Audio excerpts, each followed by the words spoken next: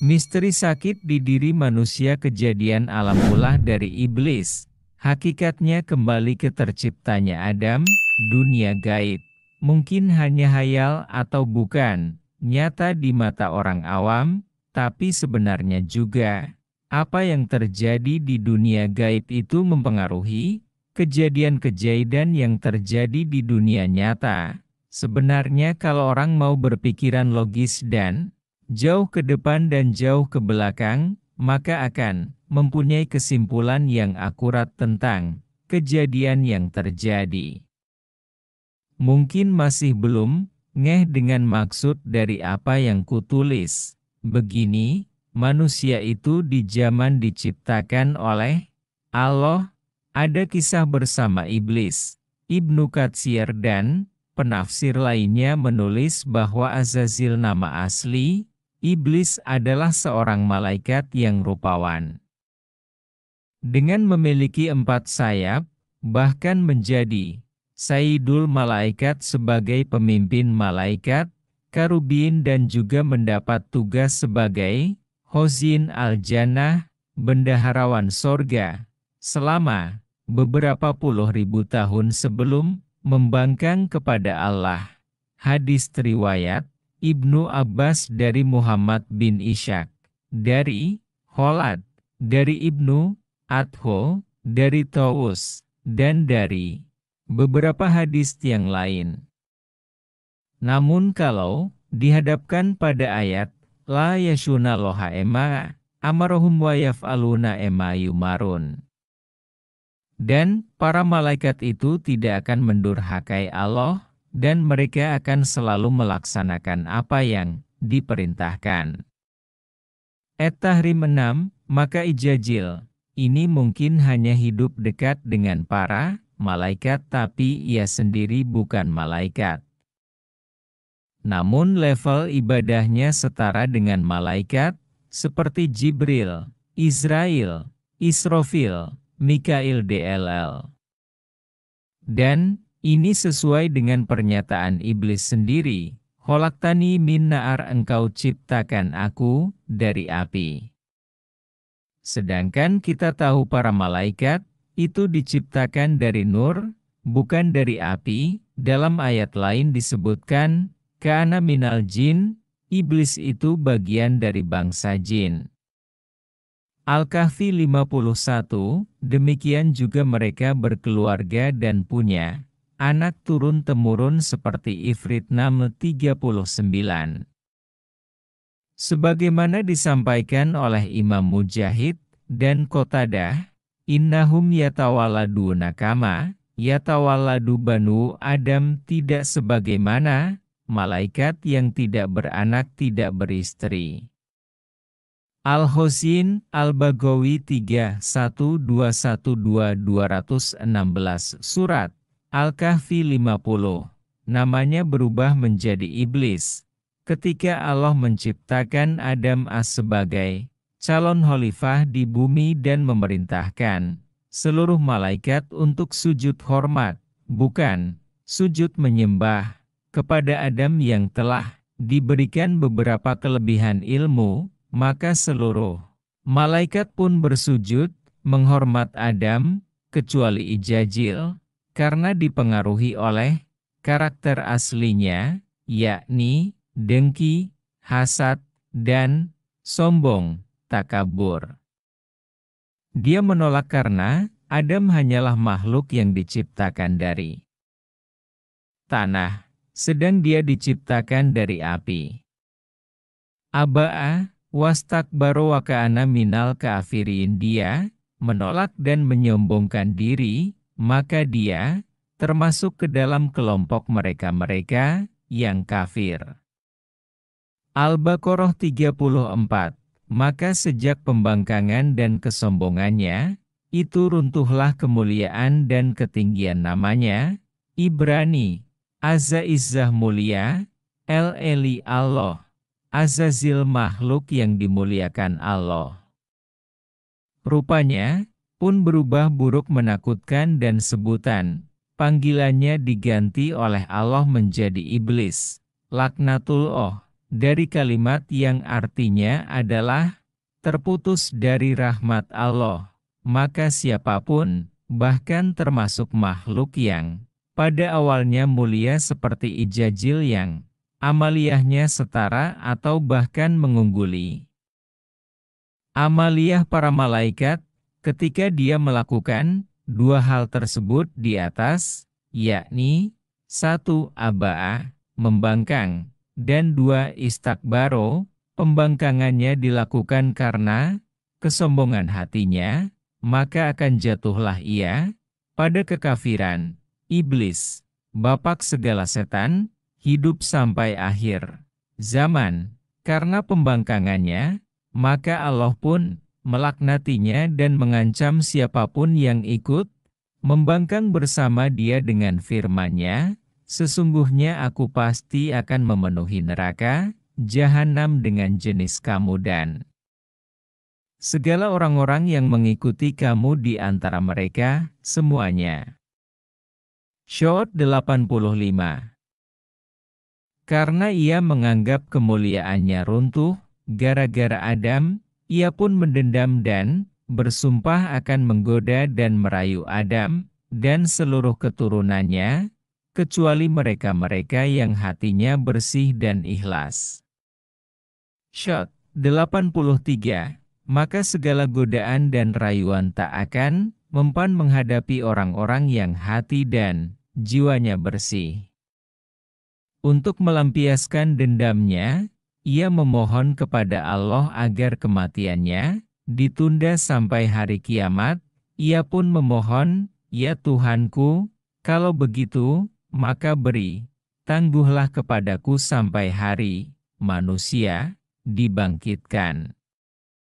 Al-Hijr 36 Syot 79, Allah mengabulkan permintaan iblis tersebut dengan firman-Nya, "Sesungguhnya kamu termasuk golongan yang ditangguhkan ajalnya sampai waktu yang telah dimaklumi, yakni hari kiamat."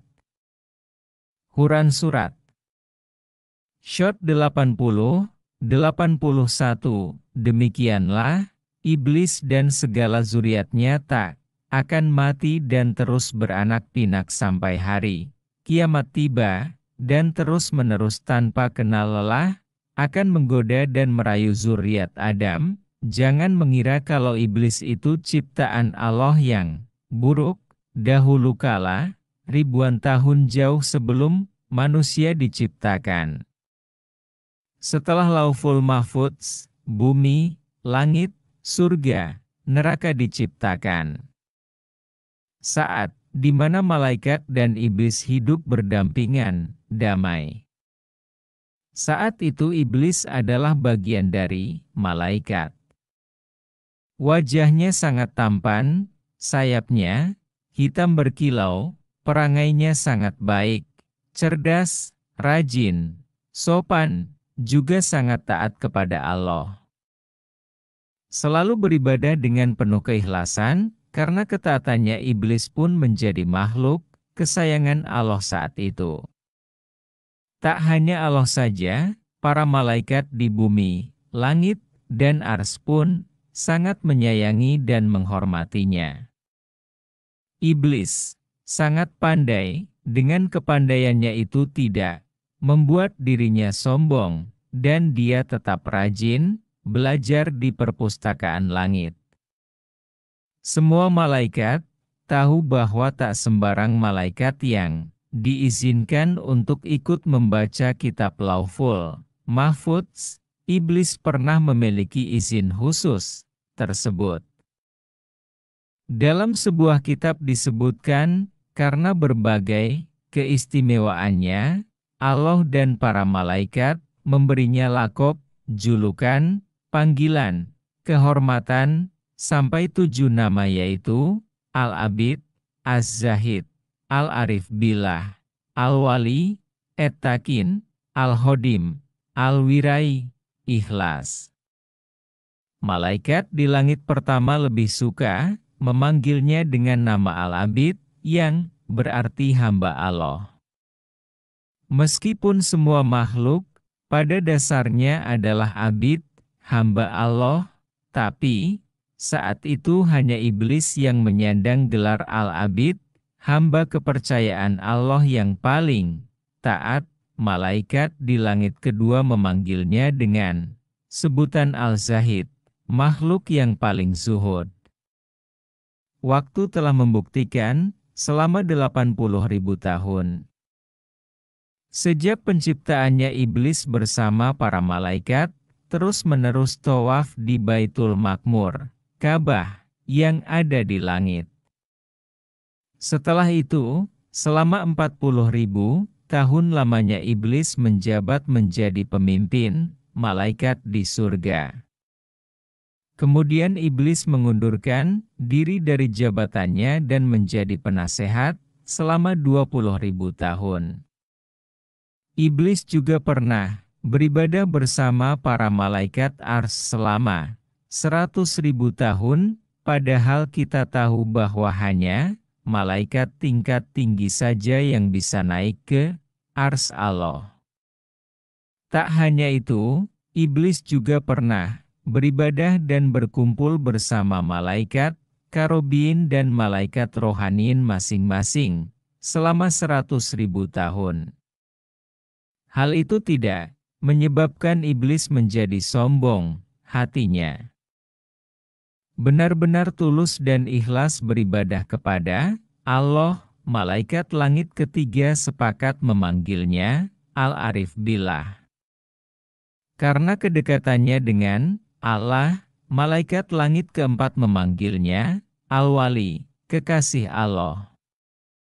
Bila Allah memanggil, "Ya Wali, wahai kekasihku," tak ada satupun makhluk yang berani menjawab kecuali iblis, karena mereka tahu hanya iblislah yang dimaksud.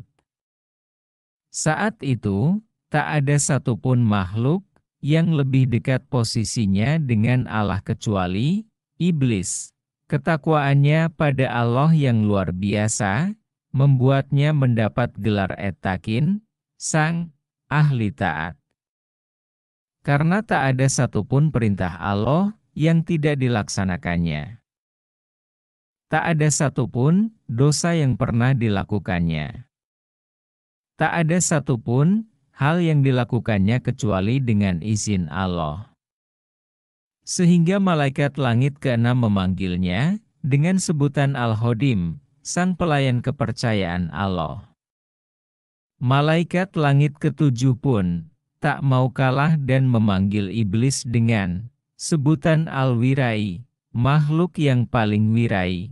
Begitu setia dan percayanya iblis kepada Allah, tak ada apapun yang dapat membuatnya mengkhianati Allah. Tak ada yang dia sembah selain Allah. Tak ada yang dapat menggantikan posisi Allah di hatinya hingga saat diciptakannya Adam. Semua malaikat protes kepada Allah.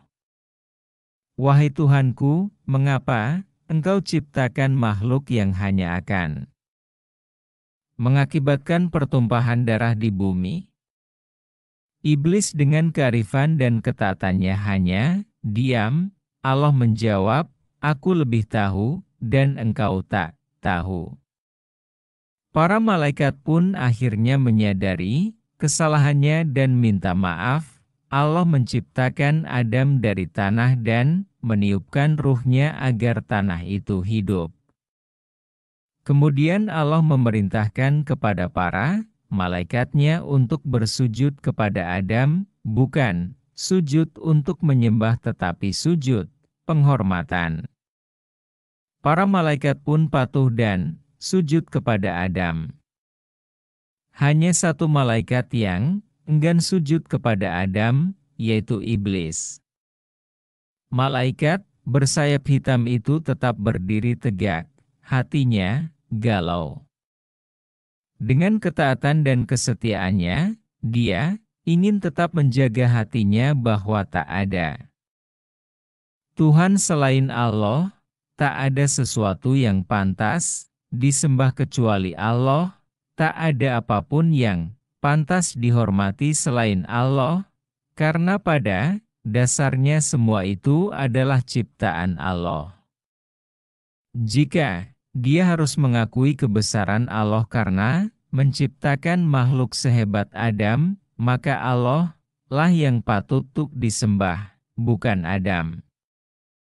Hatinya ingin memberontak, "Wahai kekasihku, Tuanku, begitu teganya dirimu menyuruhku untuk menyembah kepada sesama makhluk?" Melihat hal itu, Allah pun bertanya kepada iblis, "Mengapa engkau tidak sujud, wahai iblis? Bukankah biasanya engkau adalah makhlukku yang paling taat? Tak biasanya kau mengabaikan perintahku.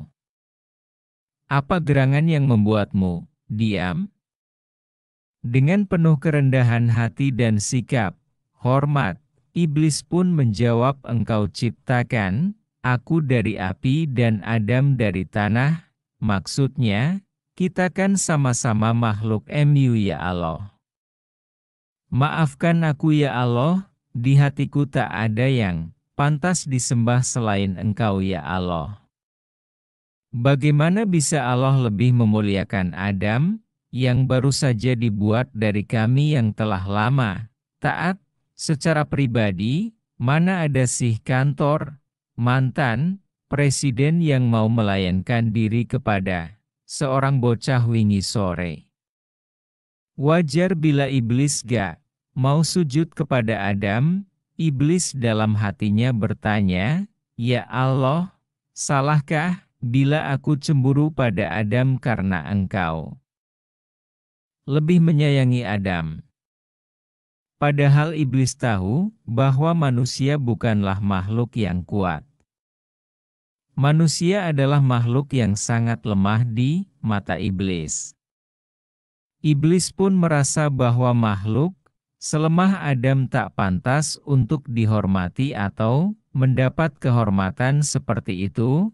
Tak salah iblis menjawab demikian, karena kedekatannya dengan Allah. Sementara para malaikat hanya bisa terdiam, terkejut, menyaksikan hal itu. Baru kali ini iblis yang begitu taat berani menentang Allah.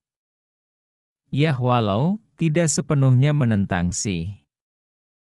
Hanya satu perintah saja. Namun, agaknya hal itu cukup membuat murka Allah. Dengan bijaksana, Allah pun memerintahkan iblis untuk kembali ke asalnya, yaitu neraka. Mencabut semua kehormatan dan hak prerogatif iblis. Melihat hal itu, para malaikat serempak memohonkan ampun untuk iblis. Namun, iblis dengan lapang dada dan sabar tetap menerima keputusan Allah. Rasa penasarannya kepada manusia membuatnya berani memohon izin kepada Allah untuk menggoda manusia, karena semua yang dilakukannya selalu dengan izin pada Allah. "Wahai Adam, mari kita buktikan, benarkah engkau memang layak untuk kuhormati? Benarkah engkau memang pantas untuk diistimewakan oleh Allah?" Allah pun mengerti akan rasa penasaran iblis, dan mengizinkan iblis untuk menguji Adam beserta keturunannya. Karena iblis tahu bahwa Allah memiliki sifat Ar-Rahman dan Ar-Rahim. Iblis juga tahu bahwa Allah Maha Adil. Hanya Allah yang mengetahui segala kebenaran. Dan iblis tetap mempertahankan kebenaran yang dia yakini. Untung iblis itu hanya menggoda iman, bukan minta izin pada Allah untuk menyerang dan menaklukkan manusia dengan serangan nyata. Kalau saja waktu itu iblis meminta Allah untuk diberi izin menyerang manusia, maka manusia akan kalah melawan iblis. Karena iblis itu hanya meminta izin menggoda, menguji dengan ujian, lantas karena hanya menguji dan menggoda, iblis lalu tak berdaya apa-apa dan mengapa-apakan manusia, dia akhirnya tak bisa berbuat banyak. Hanya bisa menggoda saja, dan merancang aneka godaan. Tentu saja iblis yang cerdas tak begitu saja menyerah. Dia lalu menggoda manusia untuk mengganggu manusia yang lain, meniupkan rasa iri dan dengki, menggoda jin juga yang lebih punya daya pada manusia untuk bisa digodanya, untuk menggoda manusia dengan merasukinya. Dan iblis memberi hadiah keilmuan kepada jin atau manusia yang mau bersekutu dengannya. Dari situlah timbul masalah, penyakit atau apa juga yang menimpa manusia. Sebenarnya kalau ditelusuri itu adalah ulah iblis, dan Allah memberi izin pada iblis untuk melakukan itu, seperti terjadi kejadian medis atau kejadian alam sebenarnya kalau orang mau menelusuri. Asal kejadian akan ditemukan kenyataan hakikat, kejadian, ada penyakit di diri manusia, dan ada sebab musababnya, seringkali manusia hanya menghilangkan efeknya, dan mengobati boroknya, dan sebab borok itu terjadi sama, sekali tak diobati, sering menebang pohon, tapi akar dari pohon itu tak dicabut, entah kejadian alam, atau kejadian sakit di tubuh. Jika ditelusuri dengan akal yang cerdas, bahkan jika manusia itu dibukakan asli kejadian, ia akan kembali pada penciptaan Adam. Seperti gunung berapi saja, jika orang itu tahu, sebenarnya ada para jin yang menyalakan kompor atau perapian besar di bawah tanah. Logika saja, apa ada barang yang bisa terbakar, kalau tanpa pencampuran bahan bakar yang tepat? Manusia saja kalau mau menyalakan kompor, harus ada gas, harus gasnya disimpan dalam tabung gas, ada selang dan lain-lain, sampai kompor bisa menyala. Kalau gas habis, juga tak akan menyala lagi itu kompor. Jadi itu yang terjadi sebagaimana kenapa kejadian alam itu terjadi, tak bisa terjadi dengan sendirinya.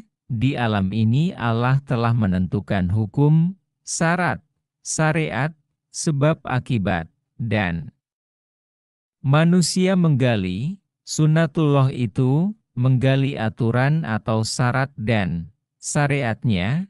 Ada unsur namanya syarat, dan ada perbuatan menyatukan unsur dengan ramuan yang pas, sehingga memperoleh hasil yang diharapkan.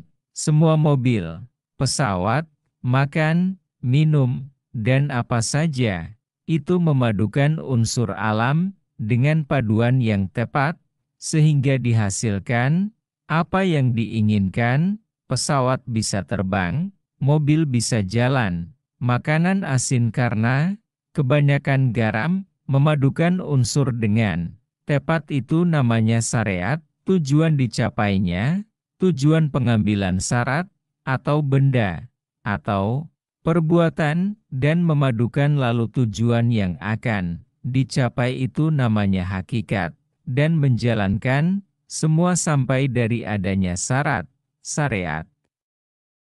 Hakikat dijalankan di satu perbuatan itu namanya tarekat.